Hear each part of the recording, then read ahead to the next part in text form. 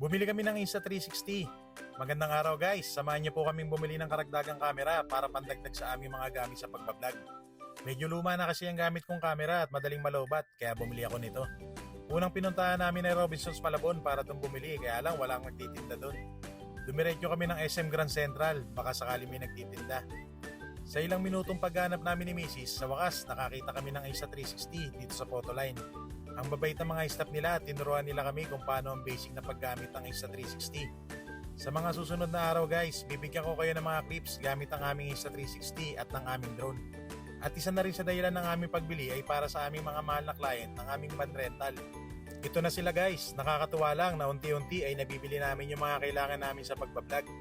Hindi pa kompleto ito pero sa awa ni Lord baka sa darating na panahon at pagkaloob niya ay matadagdagan ng aming mga gamit sa pagbablog. Maraming salamat sa panonood guys.